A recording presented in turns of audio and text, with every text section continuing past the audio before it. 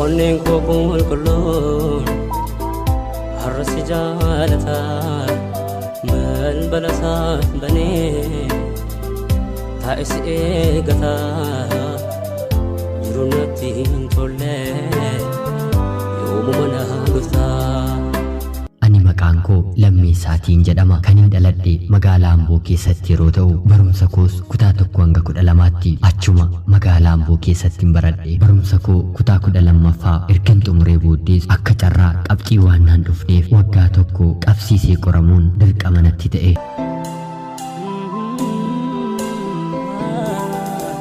Maatiin koo fayyaaf nagaa waan qabaniif ani hiyyeessadhan jedhu. Anumtuu qabeenya isaanii waan hin ta'eef guyyaa tokko dabarsuufii nan danda'a. Yeroo sanatti isaanis obboleettii koo kan biraa yuunivarsiitiidhaa barsiisaa waan turaniif qarshiidhaan na barsiisuun hin danda'amneefii ture. Anis kana hubadheen hangan qorumsa maatirikii isa lammaffaa qoramutti taa'uurraa hojii gara biraa akkan hojjechuu qabu ofin mari'adhe. Kanumaanis namoota waliin haala salphaatiin walii galuu waanuman danda'uuf hojii dallaalummaa yookiin nama namaan wal qunnamsiisuu hojjechuun eegale. Yeroo gabaabaa keessattis baay'eetti milkaa'e. Utuun hojii kana hojjechaa jiru shamarree maqaan ishee Tollii jedhamtu tokko waliin carraa wal nu qunnamsiiste. Akka carraa ta'ee kutaa 11-12 Tolliin magaalaa Geedoorraa magaalaa Ambootti godaantee barachuu kan dhufte ture. Yeroo kanattis mana kiraayii keessa teessee barattuu waan barbaaddeef namoonni anaan ishee qunnamsiisanii battaluman ishee arge sanatti ija koo keessa seente. Baay'ee kan bareedduu fi yeroo dubbattu nama ariifanne turte. Haaluma isheen mana kiraayii na gaafatteen anis bilbila ishee harkaa fudheen akkuma ta'u ta'een naannoo mana keenyaa mana kiraayii barbaadee fi ishiin yeroo sana hin beektu malee manniin ani yeroo sana ishee keessa galche walakkaasaa abbaa manaaf gatii kiraayii anatu kaffala ture. Gatiin mana kiraayii magaalaa Amboo keessaa ji'a ji'aan dabala. Manni sun mana gaarii ture. Anis haalaan yeroo isheen ganama kaatee mana barumsaa deemtu sa'aatii isheen itti baatu eeggadheen ishii gaggeessa ture. Turtii ji'a tokkoo booddee dubbiin erga walii gallee booda Tolliitiin gaaffii jaalalaan gaafadhe. Isheenis fuula keessa akkanatti gadduu tokko taatee tolee nan mari'adhaa bor yeroo deebinutti wal argina naan jettee walirraa gargar baane. Gaafa ariifatan lafti namaan dhiyuu akkuma jedhan anaafis kan durii ishee malee lafti naa dhiyee aduun naa seenuu didde. Aduunis otoo dandeessi ta'ee guyyaa sana ifaama bulti ture. Garuu uumamni waan ishee dirqisiisuuf guyyaa sana inuma galte. Ganamaa'ees akkuma durii koo Tolliidhaan waan isheen naan jettu dhaga'uuf balbala keenyarra dhaabadheen ishee eeguu jalqabe. Tolliinis balbala mana isaanii bantee yeroo gara kootti dhuftu lapheen koo degdegdeggina jedha. Waan isheen naan jettu waan hin beekneef keessi koo baay'ee na sodaatee jira. Nagaa erga wal gaafannee booddee Tollii waantan kaleessa siin jedhe maalirra naaf geesse jedheen yeroo ishee gaafadhu lakkii an hiriyaa qabaa. Hiriyaa kootu magaalaa Geedoo keessaa namni waan baay'ee na rakkiseef baasii hundumaa danda'ee asitti na barsiisaa jira naan jette. Anis keessi koo baay'ee gadde. Garuu dhalli namaa waan barbaade hundumaa waanuman arganneef keessa kootti otoon gadduu ishii haa ta'u jedheen kanan dur hanga mana barumsaatti ishee gaggeessu deebi'een gara manaatti gale. Yeroo kanatti isheenis akka rifachuu tokko taatee duubatti ijaan na gaggeessite.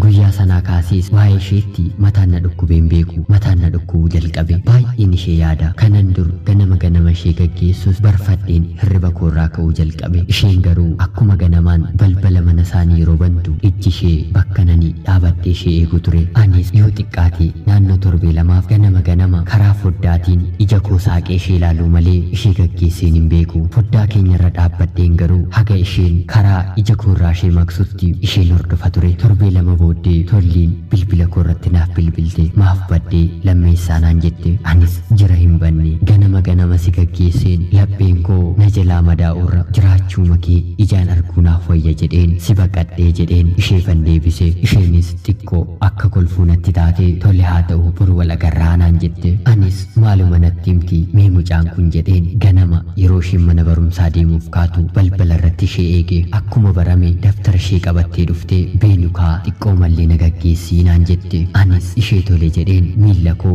wajjin kaafachuun eegale. Anaa fi ishees erga xiqqoo waliin haasofnee booddees erga ati ganama na gaggeessuu dhiistee keessa kootti waan addaa tokko natti dhagahame. Garuu immoo an hiriyaa nan qaba kan kee waan hin godhu gaaffii natti ta'e jettee dubbii ishee jalqabde.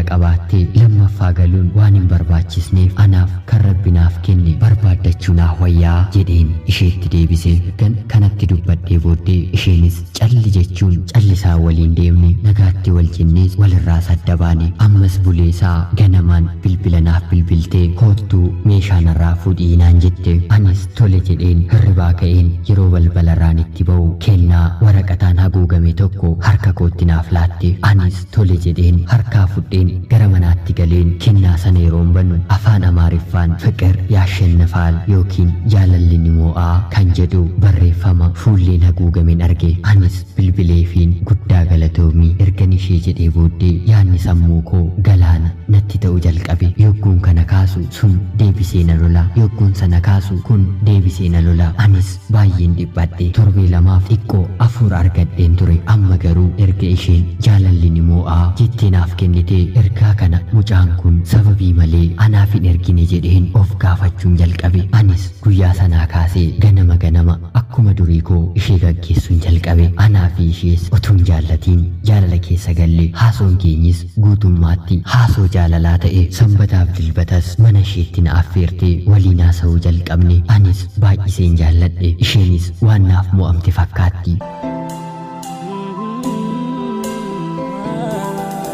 Haaluma kanaan anis hojii dallaalummaa kootoon hojjedhu konkolaachisummaa barachuun eegalee hangan danda'ee fi haga humna koo ishee fi maatii koos nan gargaaran ture. Tolliin yeroo hundaa seenaa ishee gadi fageenyaan natti naasotu garuu gabaabaatti kan isheen natti himte maatii ishee biratti akka hin guddannee fi obboloonni ishee kaan akka isheen jaallanne ture. Anis kanarratti nama of maddiitiin qabdu jedheen baay'een gaddaafii ture. Waa'ee hiriyaa ishees gaaf kaasnee ni haasofna ture. Carraatu isaaf akkan hiriyaa ta'u na godhe malee ani jaalladheen miti hinnaan jettis ture. Anis dubbiin kun gaaffii natti ta'us tole jedheen akkuma isheen naan jetteetti nan dhaggeeffadhaan ture. Barumsa koo yoon xumure ani sumattiin heerumaa isaatiin hin barbaadu jettees otuu ani hin gaafatiin waadaa ofuma isheenaaf galte. Anis tole isaatiin battalumatti dhiisiitii ani waan barbaaddu hundumaa guuteen nan si barsiifadhaa jedheen yeroon itti himu lakkii hin ta'u naan jetti. Anis dhimma kana garaatti qabadheen hariiroo keenya garuu daran guyyaa guyyaatti abidda walitti ta'aa dhufe. Guyyaa tokkos miirri lamaan keenya to'ee wanta gara biraa keessa seenne. Anaaf kun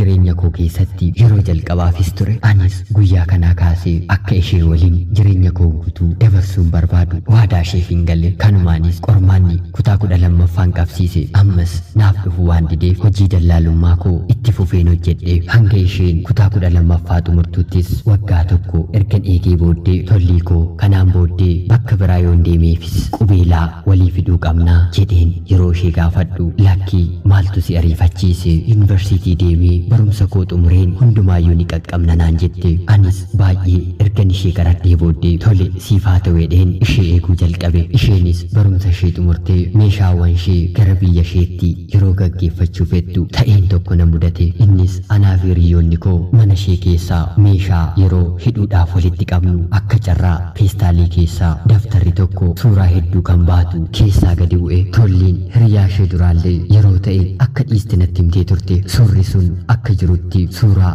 gaa'ilaa kan ishee fi kan hiriyaa isheeti.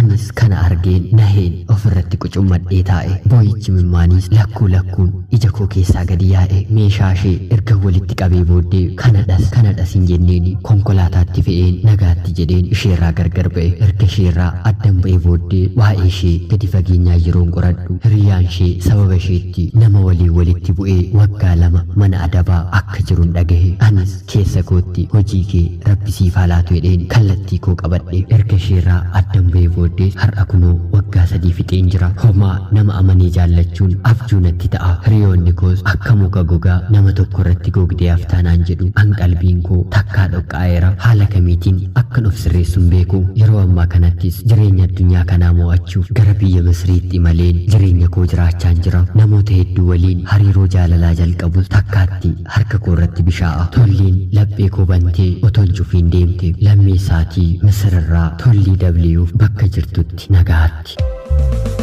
Onneen koo qulqulluun har'a si jaalataa balbala isaa banee taa'e si eegataa. Gurunatti hin tolle yoomuma na dhufta.